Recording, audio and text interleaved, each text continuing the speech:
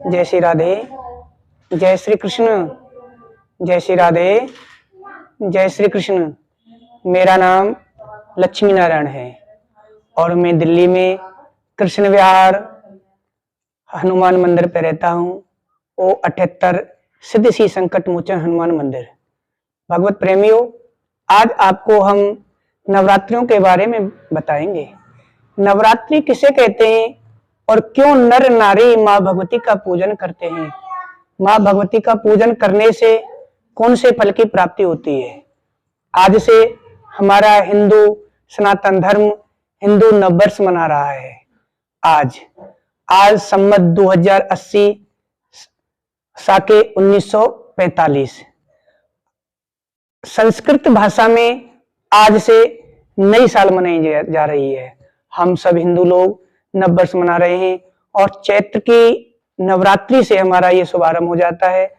जैसे ही नई साल शुभारंभ होती है तो माँ भगवती का दिन आ जाता है। कौन सा? चैत्र के नवरात्रि।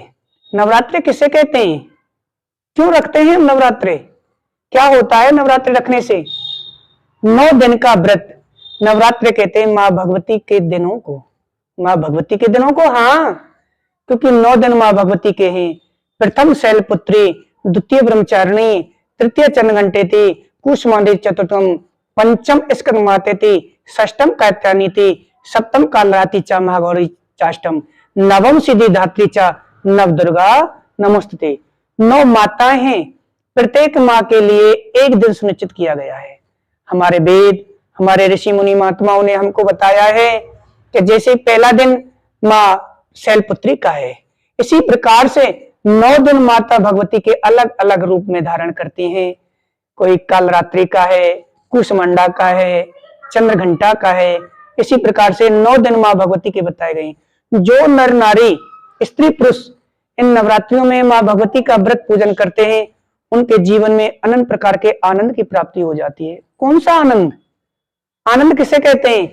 अरे माँ ने इस पृथ्वी को धारण कर रखा है और जिसने इस पृथ्वी को धारण कर रखा है उसका अगर एक बार हम व्रत कर लें सच्चे दिल से तो आनंद ही आनंद हो जाता है। क्यों? कि अगर माँ ना होती तो ये संसार न होता। सब कुछ देन हमारी माँ भगवती की है। बड़े बड़े दैत्यों को संहार करने में हमारी माँ सब सर्वप्रथम आगे रही। शुंभ निशुंभ चंड मुंड का वध करने में माँ भगवती सर्वश्रेष्ठ आगे रही और रक्त बीज का वध करने में भी माँ भगवती आगे रही। आरती में भी कह देते हैं, चंड मुंड संहारे सोनित बीज हरे। हे माँ, आपने ऐसे ऐसे दैत्यों को संहार कर दिया है तो मेरे जीवन में आए हुए दैत्यों को संहार कीजिए। हमारे जीवन में कौन से दैत्य आते हैं? अरे काम, अभिमान, अहंकार, ये दैत्य नहीं है तो और क्या है। हमारा मन भगवान के चरणों को छोड़ करके अनंत प्रवृत्तियों में प्रवेश कर जाता है। हे माँ, हमारे मन को रोक करके अपने चरणों में लगाइए, ठाकुर जी के चरणों में लगाइए। जो दैत्य हमारे हृदय में, हमारे शरीर में बैठ गए हैं, उनको दूर भगाइए। इसलिए माँ भगवती की नवरात्रि हमको प्रत्येक नर नारी को रखनी चाहिए। जो भी नर नारी स्त्री पुरुष चैत्र के नवरात्रियों का व्रत करते हैं, उनके जीवन में आनंद की प्राप्ति हो जाती है। पहले दिन से आरंभ करके अष्टमी तक 8वें दिन तक प्रत्येक व्यक्ति को निराहार रह करके बिना अन्न ग्रहण किए जल, फल इत्यादि को ग्रहण करते रहें और 9वीं वाले दिन कढ़ाई करें। कढ़ाई किसे कहते हैं? माँ भगवती की प्रसन्नता के लिए हलवा, छोले, खीर, पूरी इत्यादि बनाएं और सर्वप्रथम माँ को भोग लगाएं। प्रत्येक दिन जब व्यक्ति माँ भगवती का पूजन करता है तो अग्यारी करनी चाहिए। अब आप कहोगे अग्यारी किसे कहते हैं?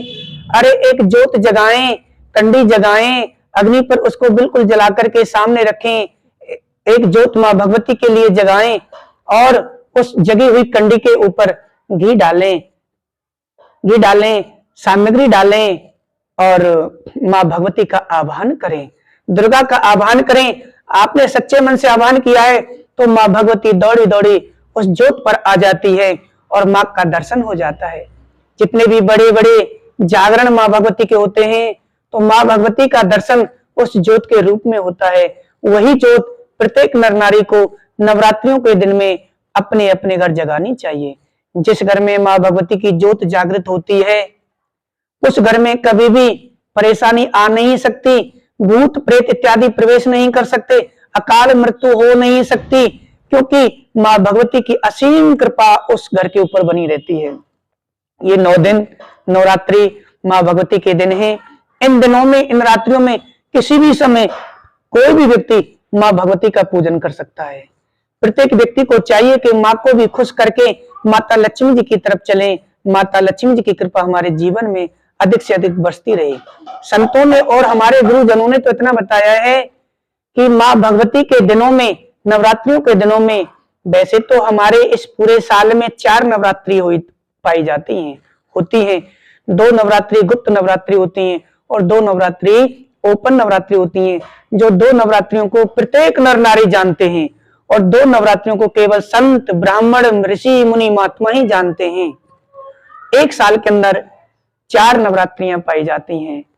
प्रत्येक नवरात्रि में अगर नवरात्रि का व्रत होते हुए भी माता लक्ष्मी जी का ध्यान किया जाए, माँ लक्ष्मी जी का पूजन किया जाए, तो उसके घर में अचल आकर के माँ भगवती प्रसन्नता से विराजमान हो जाती है, विराजमान हो जाती है, रुक जाती है माँ लक्ष्मी जी। माँ लक्ष्मी जी का पूजन कैसे करना चाहिए? जो नवरात्रियों में किया हुआ पूजन उस व्यक्ति के जीवन में धन धान की वृद्धि करने वाला होता है। तो उस पूजन की विधि है कि संध्या के समय, रात्रि के समय लगभग 9 बजे के लगभग स्नान इत्यादि से निवृत्त होकर के स्वस्थ वस्त्र धारण करें और अगर हो सके तो लाल वस्त्र धारण करें, लाल ही आसन हो और माता भगवती का आह्वान करें और साथ में माता लक्ष्मी जी का आह्वान करें। और माता लक्ष्मी जी के कुछ वैदिक मंत्र हैं, उन मंत्रों का आह्वान करना चाहिए। कौन से मंत्र हैं? वो मंत्र मैं आपको पढ़ के सुना रहा हूं। ओम श्री गणेशाय नमः। इंद्र उवाच नमस्ते अस्तु महामाये श्री पीठेश्वर पूजते शंख चक्र गदास्ते महालक्ष्मी नमोस्तुते। नमस्ते गरुडारूढ़े कोलासुर भयंकरी सर्वपापहरो देवी महालक्ष्मी नमोस्तुते। सर्वग सर्वरदे सर्व दुष्ट भयंकरी सर्व दुख हरो देवी महालक्ष्मी नमोस्तुते।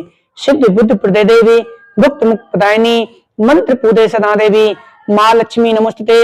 आदंत रहते देवी आदिशक्ति महेश्वरी योग जय योग सम्मूते महालक्ष्मी नमोस्तुते। स्थूल सूक्ष्म महारौद्रे महाशक्ति महोदरे महापाप हरो देवी महालक्ष्मी नमोस्तुते। सिद्ध बुद्ध प्रदे देवी गुप्त मुक्त प्रदायिनी मंत्र पूजे सदा देवी महालक्ष्मी नमोस्तुते। श्वेतांबर धरे देवी नयन अलंकार भूषिते जगत स्थिते जगदाधार महालक्ष्मी नमोस्तुते। ओम महालक्ष्मी च विद्महे विष्णु पत्नी च धीमहि तन्नो लक्ष्मी प्रचोदयात्। इस मंत्र का नित्य प्रत्यन जाप करें, प्रत्येक दिन जाप करें। नवरात्रियों में कम से कम 108 बार प्रत्येक दिन माँ लक्ष्मी जी का जाप करें। ऐसा अगर करते हैं तो 9 दिन करके तो आप देखिए आपके बिजनेस में वृद्धि होगी, कारोबार में, व्यापार में आनंद की प्राप्ति होगी, धन की वृद्धि होगी और माँ भगवती के साथ साथ माता लक्ष्मी जी, माँ सरस्वती जी की कृपा आपके जीवन में हमेशा हमेशा बनी रहेगी। ये मेरा स्वयं का किया हुआ प्रैक्टिकल है। मैंने जब माँ भगवती की आराधना की, माता लक्ष्मी जी का ध्यान किया तो माँ लक्ष्मी जी की कृपा मेरे ऊपर अनंत प्रकार से बरसती रही। आज भी माँ लक्ष्मी जी की कृपा से हर प्रकार की सुख सुविधाओं का भोग भोगता हुआ मैं माँ भगवती के चरणों में बैठ करके यही प्रार्थना करता हूँ, हे माँ मेरे हाथों से हमेशा हमेशा आपका पूजन होता रहे और मेरा मन, मेरा दिल आपके इसी चरणों में हमेशा हमेशा लगता रहे। अगर हो सकता है आप कर सकते हैं तो एक लक्ष्मी जी की माला, ओम महालक्ष्मी च विद्महे विष्णु पत्नी च धीमहि, इस मंत्र की माला, एक माला का जाप करें। माला कमल गट्ठे की होनी चाहिए। कमल गट्ठे की माला से अगर आप जाप करते हैं तो भी माता लक्ष्मी जी की कृपा आपके जीवन में अनंत प्रकार की बरसती रहेगी।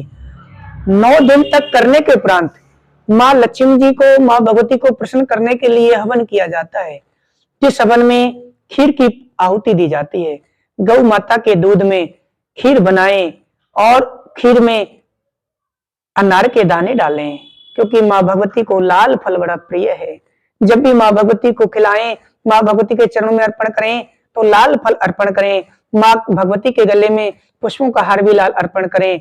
माँ भगवती के लिए लाल चुन्नी अर्पण करें।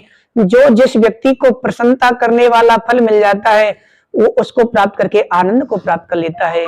तो माँ भगवती लाल वस्तु से अधिक प्रसन्न रहती है, इसलिए हम माँ भगवती को अगर लाल वस्तु अर्पण करें, लाल चुन्नी पहनाएं, लाल पुष्पों का हार गले में पहनाएं, लाल फलों से माँ का भोग लगाएं, तो माँ बहुत ही जल्दी प्रसन्न होकर के हमारी मनोकामनाओं को पूर्ण करती है।